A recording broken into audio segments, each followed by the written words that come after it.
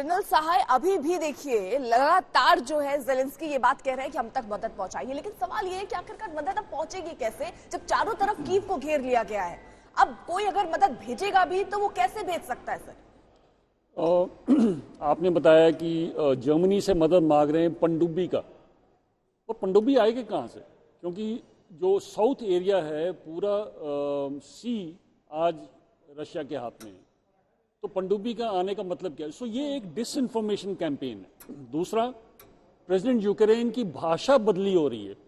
पहले वो सोच रहे थे कि मैं लड़ूंगा, मैं ये करूंगा, मैं वो करूंगा, आज वो कह रहे हैं कि मेरे को मदद चाहिए। मैं एक रिपोर्ट पढ़ रहा था जो आज तक ने जारी की है, तकरीबन 8 से 9 हज़ार नेटो के फौज चारों तरफ है, परंतु किसी की हिम्मत नहीं है अंदर आने के लिए। तीसरी बात, नेटो और पश्चिमी देशों ने यूक्रेन को छोड़ दिया है उस एरिया में। डिवास्टेशन दबा के हो रही है। मर कौन रहा है? यूक्रेन के लोग। बाकी और पश्चिमी देश का कोई इंसान वहां पर नहीं पहुंचा है उनकी मदद के लिए। चाहे वो कितनी भी पुकार करें कि मेरे को मदद करो, वो कहां से मदद करेंगे? हवाई एरिया पूरा रशिया के हाथ में है, समुद्र बिल्कुल बंद किया हुआ है, लैंड फोर्सेज लगी हुई, तो फिर जो मदद आएगी किस प्रकार से आएगी और कहां से आएगी? ये एक बड़ा सवाल है जो हम सबको सोचना चाहिए इसके बारे में। जनरल सिन्हा, ये जो स्थितियां हैं, क्योंकि ज़ेलेंस्की मदद की बात हालांकि पहले भी करते रहे कि हम तक मदद पहुंचाइए, हमें इस वक्त अकेला छोड़ दिया गया है, लेकिन इस वक्त वो मदद की बात कर रहे हैं। आपसे ये सवाल इस बीच देखिए सायरन बज चुका है। बड़ी खबर इस वक्त ज़ेलेंस्की पर हमले की कोशिश, जो यूक्रेन बार बार कह रहा है कि उन पर हमला करने की कोशिश हो रही थी। राष्ट्रपति भवन के पास रूसी रॉकेट से हमला किया गया है, ज़ेलेंस्की पर हमले की कोशिश हुई है, यूक्रेन का ये दावा किया जा रहा है यूक्रेन की तरफ से।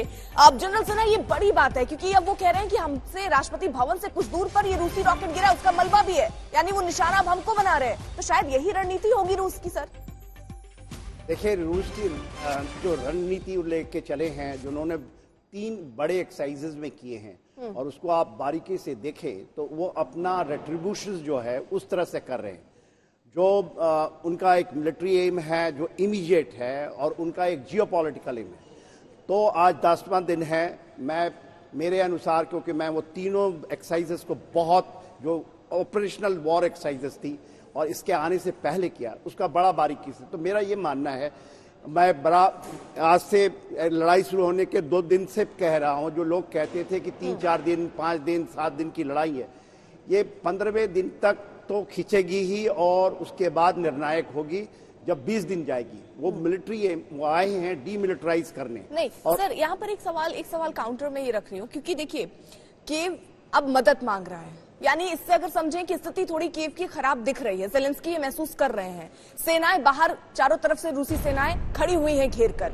सर, कितनी देर कीव सस्टेन कर पाएगा अपने आप को, कितनी देर प्रोटेक्ट कर पाएगा, ये एक बड़ा सवाल है ऐसे वक्त पर जब वो मदद मांग रहा है, लेकिन मदद अब पहुंच नहीं सकती। सर अर्पिता, जो आप कह रही है यही तो लाचारी है, और यही जो है जो टेस्ट हो रहा है उस बैटल ग्राउंड के ऊपर में।